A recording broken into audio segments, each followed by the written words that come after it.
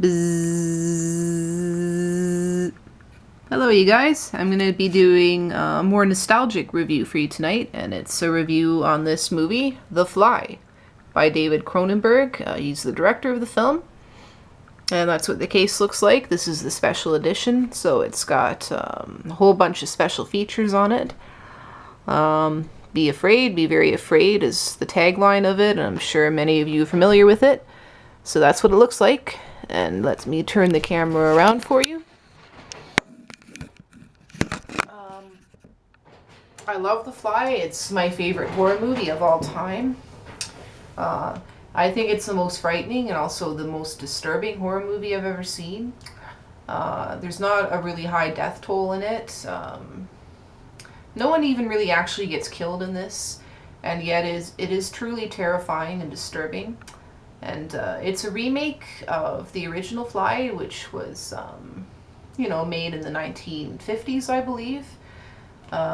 That was a very campy movie, very corny. It had really cheesy effects. It was not very good. But this film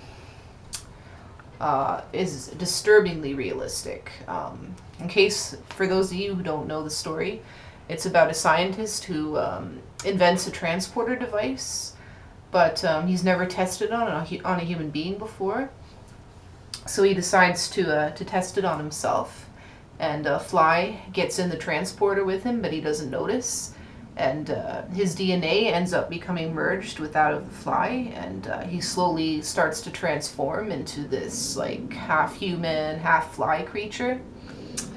It's not your traditional horror film in any way, like all David Cronenberg's films. I don't know if you're familiar with him, but he did Videodrome, and his movies are very disturbing, and they get under your skin and stir powerful emotions. This movie is both, it's a powerful love story, and it's also an epic tragedy. If someone you love had cancer and you watch them go through the process of slowly wasting away from this disease, it gives you an idea of kind of what the characters go through in this. It's not for the faint of heart or weak of stomach. It has some very disturbing and stomach-turning scenes. It's not very bloody, but it is very gory. There's lots of goo and lots of sticky stuff.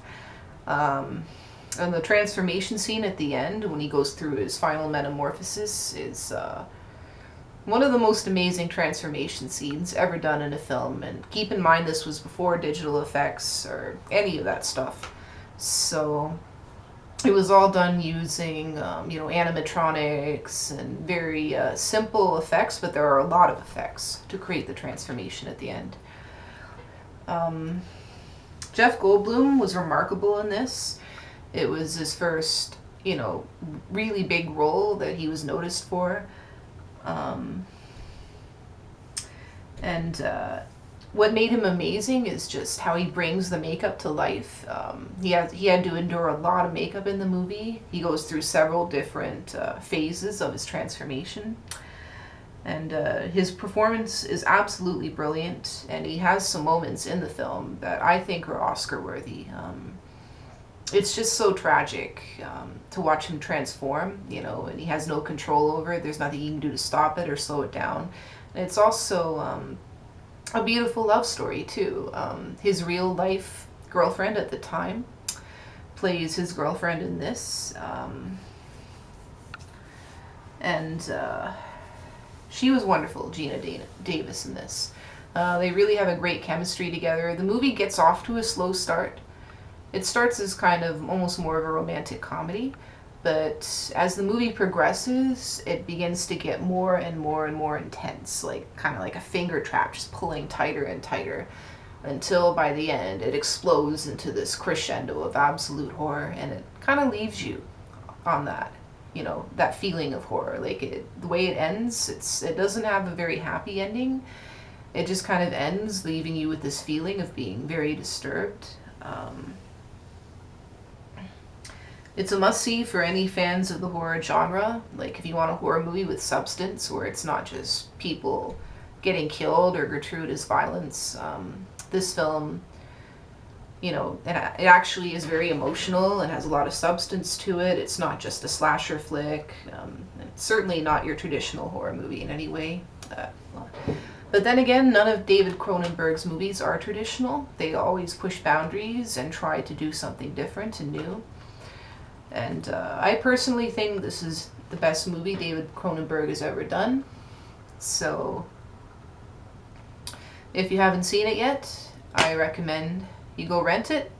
It's a fantastic movie and a horror masterpiece. So it was made in the 80s, but it feels very timeless. The effects in it, even to this day, hold up really well. In particular, like I said, the transformation scene that he goes through. But to be warned, it is disturbing. And you cannot unsee it. Like, once you see it once, it's pretty much burned into your brain for the rest of your life. So I like to be disturbed by movies. I don't know why, just that feeling of, you know, being disturbed and kind of watching someone go through an experience, but you know you're safe. You know, I think that's why everyone likes horror movies, but this movie is very disturbing. So if you don't want to be disturbed, then don't watch it. But if you love horror movies and you want to see a real good one, go look for this. It's fantastic. So that is my review on The Fly. And have a pleasant evening, everyone. And I'll see you in my next review. Bye-bye.